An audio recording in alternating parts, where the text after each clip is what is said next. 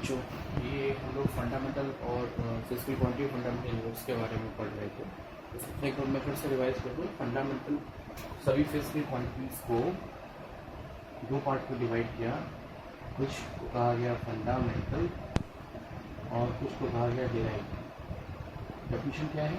Fundamental physical quantities are those physical quantities which does not depend on other physical quantity या which are independent। तो ऐसी कोई physical quantity जो किसी और पर डिपेंड नहीं करती है उसको हम लोग फंडामेंटल फिजिकल क्वांटिटी कहते हैं। उनकी यूनिट को कहा जाता है फंडामेंटल यूनिट। ठीक है। दूसरा जो है डेराइव्ड यूनिट। डेराइव्ड वो होते हैं जो directly indirectly fundamental physical quantities पर डिपेंड करते हैं। ठीक है, मैंने आपको पिछले वीडियो में एग्जाम्पल दिया था जैसे velocity is equal to distance upon time. तो डिस्टेंस एंड लेंथ टाइम ये सभी आप फिजिकल क्वांटिटीज फंडामेंटल में कही जाती है।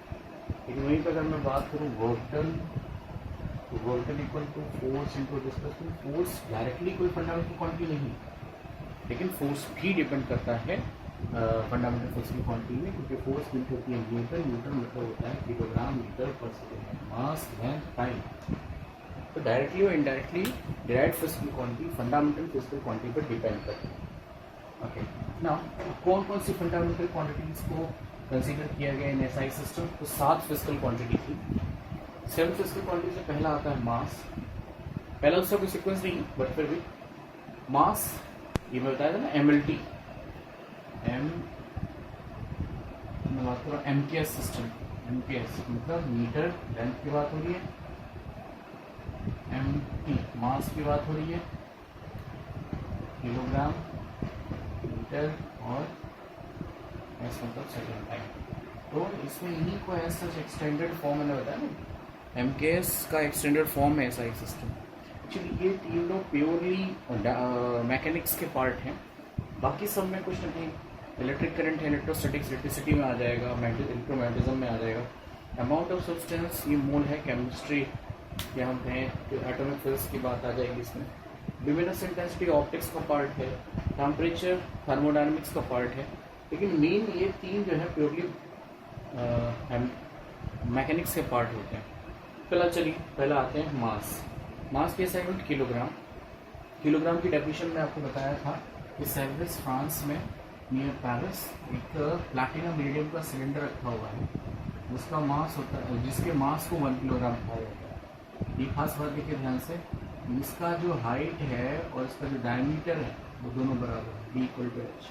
इसमें 90% प्लैटिनम और 10% इरिडियम मिलाया जाता है। It is an alloy. ठीक है, ध्यान दीजिएगा। प्लैटिनम को सफ़ेद सोना भी कहते हैं। काफ़ी महंगा धातु है, हर एक के बस में नहीं कि हम उसको परचेस कर सके, रख सके, क्योंकि लोग ज़्यादा पैसा चाहिए होता है। तो ये जो सिलेंडर है इसका इसी के मास को या इसके इक्विवेलेंट मास को हम लोग 1 किलोग्राम कहते हैं। बट इट नाउ लेंथ की डेफिनेशन बड़ी सिंपल सी है। लेंथ डिस्टेंस को टू स्पीड इनटू टाइम। बता दें आपको कि स्पीड इन टाइम में वेल डिफाइंड वैल्यूज क्या ली गई थी या डेफिनेशन क्या एग्जैक्टली 1 किलोग्राम का। ये आपके एनसीईआरटी के इस चैप्टर के दूसरे पेज पे दिया हुआ है और उसके नीचे ये भी लिखा है not for the examination purpose, यानी एग्जाम में ये नहीं पूछा जाएगा but you should know about it. ये जरूरी है कि हमें नॉलेज होनी चाहिए क्या करना कैसे। टाइम जो था उन्होंने कहा था इसकी definition, the distance travelled by light in vacuum. Light जो वैक्यूम में डिस्टेंस ट्रेवल करती है उसको 1 मीटर। कब? जब कंडीशन क्या हो, वैक्यूम यानी मीडियम, और टाइम कितना लग रहा हो, द टाइम इज, इसको रेजिमिक वे में याद करना बेटा, 299 792 458। ठीक इतने सेकंड्स में जो चली गई दूरी है उसको 1 मीटर कहते हैं। देखिए इस कॉन्सेप्ट का अनोखापन।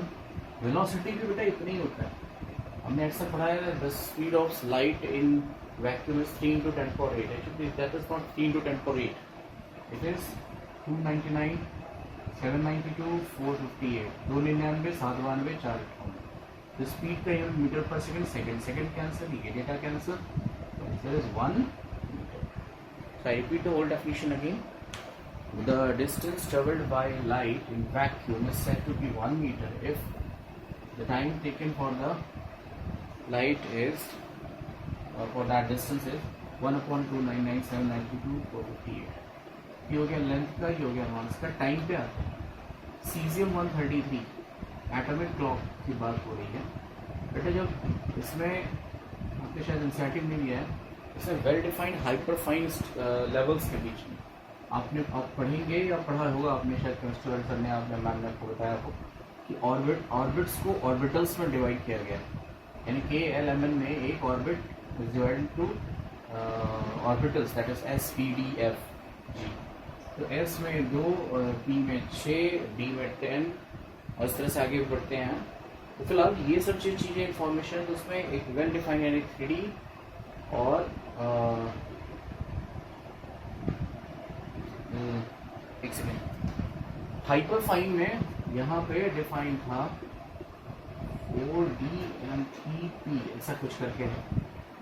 एक सेकेंड, हाँ चल अभी मैं याद आएगा बता दूँगा। 3D से 4P ऐसा कुछ करके है। तो वहाँ पे ये जब कभी, अब ये समझो सिंपल सा कि हम कभी भी अगर इलेक्ट्रॉन्स के बात करें, एक्साइटेड कहीं से एनर्जी पाके एक्साइटेड होके ही ऊपर जाते हैं और ऊपर कुछ ही देर यानी that time is 10⁻⁸ second one shape, कुछ ही देर रहने के बाद ये वापस आते हैं। जब ये वापस आते हैं तो they have to loss this energy and that energy is loss in the form of electromagnetic radiation. तो ये हम लोग ना ये जो रेडिएशंस होते हैं या वेव्स होते हैं, कह लो आप, वेव्स में कैरेक्टरिस्टिक्स आपने पढ़ी है क्लास 9 में, wavelength, time period, frequency etcetera. तो भैया इसमें जो नंबर ऑफ वेव्स बनते हैं जिसका टाइम 1 सेकंड होता है, उसको भी रिदमिक वे में याद करिएगा, दैट इज 91, 92, 63, 17, 70। यानी the number of waves in 1 second is 91, 92, 63, 17, 70। इतने नंबर ऑफ वेव्स तैयार होंगे, then that time is called 1 second. Got it? इस टाइम को इतने टाइम में इतने नंबर ऑफ वेव्स तैयार होंगे। वही बोल रहा हूँ, एक बार रिदमिक वे में याद करो, 91, 92, 17, 91, 92, 63, 17, 70। चलिए आप इतने next ampere. Ampere is the ऐसा unit of current. Electric current के बारे में आपको जानकारी होगी, आपने क्लास 10th में पढ़ा है इलेक्ट्रिक करंट के बारे में। इलेक्ट्रिक करंट क्या होता है? The rate of flow of charge यानी Q/T, इसको हम लोग कहते हैं इलेक्ट्रिक करंट। इसकी यूनिट एम्पियर से और एम्पियर को डेडिकेट करते हुए लिया गया, लेकिन जो हम लोग क्लास 10 तक पढ़ते हैं या रेफरी पढ़ा दिया था, that is not the exact definition, मतलब लोअर क्लासेस की बात हो रही है। 10th में हो सकता है आपके टीचर्स ने बताया हो। एम्पियर की एक्चुअल डेफिनेशन क्या है, ध्यान दीजिए। दो पैरेलल वायर्स में फ्लो करने वाली करंट को 1 एम्पियर तब कहा जाएगा, let it be I1 and I2। 1 तब कहा जाएगा तो इन दोनों इन्फिनिटली लॉन्ग वायर का लेंथ 1 मीटर हो, ठीक, और इनके यूनिट डिस्टेंस में small l equal to 1 metre, और जो फोर्स फील हो रहा हो, force per unit length is 2 × 10⁻⁷ newton per metre. ठीक है, ये इसके actual definition. The current flowing in infinitely long thin wire, मतलब क्रॉस एरिया बहुत कम है इसकी, thin wire is said to be 1 ampere if they are kept at 1 meter apart and the force acting on unit length is 2 × 10⁻⁷ newton per metre. क्योंकि पढ़ना है आगे, मैं बता देता हूँ। फॉर्मूला B का होता है फोर्स का, μ0 I1 I2 L/2π d। ठीक, यहाँ पे μ0 की वैल्यू होती है 4π × 10⁻⁷। I1 I2 हमने 1 लिया है, L की वैल्यू 1 ले ली, this is 2π and this is D is 1 metre. सब कैंसिल हो जाएगा, ये पाई भी कैंसिल हो जाएगा, 2 × 10⁻⁷। तो किसका फॉर्मूला है? जब दो वायर्स पैरेलल रखे हों तो उनके पर लगने वाला फोर्स, एक दूसरे को फोर्स अप्लाई करें तो दोनों मैग्नेटिक मेटल बन चुके हैं। अच्छा, अब नेक्स्ट आते हैं मोल। मोल कॉन्सेप्ट में पढ़ा होगा बेटा, ये एक्चुअली एटॉमिक लेवल पे नंबर ऑफ क्वांटिटीज और उनके मास को रिलेट करने वाला कॉन्सेप्ट। ठीक, आइए देखते हैं। एक मोल में फिक्स है ग्राम एटॉमिक मास या ग्राम मॉलिक्यूलर मास या ग्राम आयनिक मास एक्सिस्ट करता है। ठीक है, फॉर एग्जांपल H2O 2 into 1 देख रहे हैं, कैडल में 1 ग्राम होता है, 1 G होता है। ऑक्सीजन कितना भैया 16 G, दोनों मिलकर कितने होगा 18 G। It is the gram atomic gram molecular mass. तो हम कहेंगे एक मोल में कितने पानी वाटर के मॉलिक्यूल्स का वेट होगा, मास होगा, दैट इज 18 ग्राम।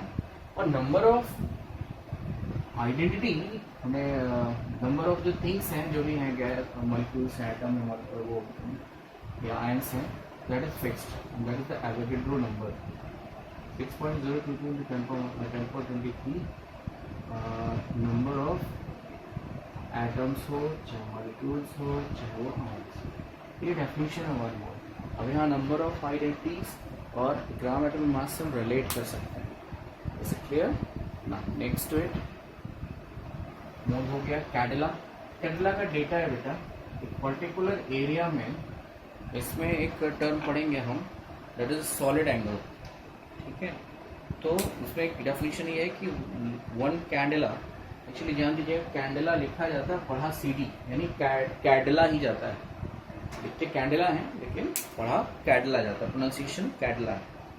सो ये क्या होता है, किसी एक सरफेस से, रेड हॉट सरफेस, रेडिएशन से एमिट हो रही है, उसी की इंटेंसिटी होगी कैडला। इस रेड हॉट सरफेस से परपेंडिकुलर एरिया वेक्टर जो होना, area vector actually that is surface, वो कितना होना चाहिए 1/6 into 10⁵, इतनी एरिया होनी चाहिए, 1/6 into 10⁵ मीटर स्क्वायर। इस एरिया से निकलने वाले रेडिएशन का इंटेंसिटी यानी चमक 1 कैंडेला होगा। ठीक है, and it should be black body, ये ब्लैक बॉडी होना चाहिए। ब्लैक बॉडी से पता होगा कि रेडिएशन बहुत ज़्यादा अच्छा निकलता है। तो at the temperature of freezing platinum और प्रेशर हो 1 एटमॉस्फेयर, 1 atm फ्रीजिंग, इसका टेम्परेचर एक्चुअली वो इंडायरेक्टली कर रहा है 2046.5 केल्विन, प्रेशर बोल रहा है 1 atm। इससे निकलने वाली जो रेडिएशन होगी उसकी intensity, luminous intensity set to be 1 kelvin. ठीक, हाँ last one is kelvin. So Lord Kelvin को डेडिकेट करते हुए इसकी यूनिट को लिया गया केल्विन। क्या है एक्चुअली, केल्विन साहब ने एक बहुत बड़ी खोज की थी। जब हम सब्सटेंस को लिक्विफाई करने लगते हैं, गैस तो लिक्विड सब्सटेंस को सॉलिडिफाई करने लगते हैं, तो इस केस में यहाँ पे कहीं ना कहीं टेम्परेचर इन्वॉल्व होता है। तो प्रेशर और टेम्परेचर का, टेम्परेचर और वॉल्यूम का एक रिलेशन था यहाँ, temperature and this is pressure. तो अलग अलग सब्सटेंस को लेकर वो चले और पाया कि लास्ट में सबका प्रैक्टिकल वैल्यू है बेटा, सबका एक ही फिंगर टेम्परेचर को बोलते हैं जी absolute zero, this is called absolute zero, और इसकी वैल्यू होती है -273.16 डिग्री सेंटीग्रेड। इसी को बोला गया 0 केल्विन। समझारी 0 केल्विन इज -273.16 डिग्री सेल्सियस। तो खोज क्या थी केल्विन साहब का, सभी भी किसी भी दुनिया में किसी भी सब्सटेंस है उसका मिनिमम जो टेम्परेचर होगा दैट इज द 0 केल्विन या एब्सोल्यूट जीरो। बट इट तो इनके टेम्परेचर इन्होंने अपना दिया कि जस्ट गेस 0 केल्विन एज -270, उस हिसाब से हम लोग रिलेट करते हैं। इसका फॉर्मूला क्या होगा ध्यान दीजिएगा, TK equal to TC -273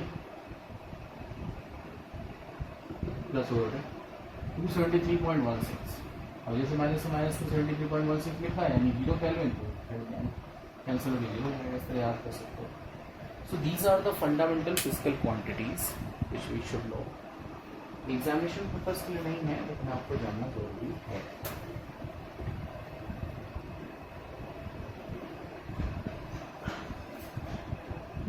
now next 1991 के आसपास की बात है, मैथमेटिक्स के दो और फिजिकल क्वांटिटी को फंडामेंटल क्वांटिटीज बताया गया, लेकिन क्योंकि चार्ट पहले ही तैयार हो चुके थे काफ़ी मुशक्कत के बाद, तो लोगों ने कहा कि चलो भाई इसको हम एक नया नाम पे, that is called supplementary units and supplementary physical quantity. कौन थे वो? दो ही थे। तो फिजिकल क्वांटिटीज का नाम इधर यूनिट्स इधर मैं लिख रहा हूँ। The one is known as angle, हम लोग काफ़ी डीप स्टडी कर चुके हैं इसका। इसकी यूनिट होती है 1 रेडियन। यहाँ पे 1 radian angle is equal defined as the length of arc divided by radius. If the length of arc and the radius are same, तो this is 1 metre and this is 1 metre, then the angle is called 1 radian. ठीक है, metre metre cancel कुछ तो indicate करने के लिए चाहिए था, तो एंगल की डेफिनेशन, एंगल का यूनिट रेडियन मान लिया। Similarly we have solid angle. Solid angle क्या है? सॉलिड एंगल में एक्चुअली हम लोग क्या करते हैं, हम लोग 3 डायमेंशनल कॉन्सेप्ट है। ये एक स्फीयर है, ये इसका पर्टिकुलर एरिया है, let it be delta A. इसके सेंटर से कोनिकल शेप जाएगा ये जो एंगल है ओमेगा से रिप्रेजेंट करते हैं, this is called solid angle. Okay, solid angle की डेफिनेशन क्या होगी? Solid angle is the area upon r square. अगर इसका रेडियस आर है तो एरिया अपॉन आर स्क्वायर। छोटा एंगल है तो d omega equal to d a by r square. हाँ, ये ओमेगा वही ओमेगा है जिसको आप लोग ओम ओम करके पढ़ते थे। ठीक, so this way we have completed this topic, fundamental physical quantities and fundamental units. Now in the next video we will discuss the measurement of length and also some new units such as astronomical unit, parallax, parsec, light year, etc. Okay, have a nice day.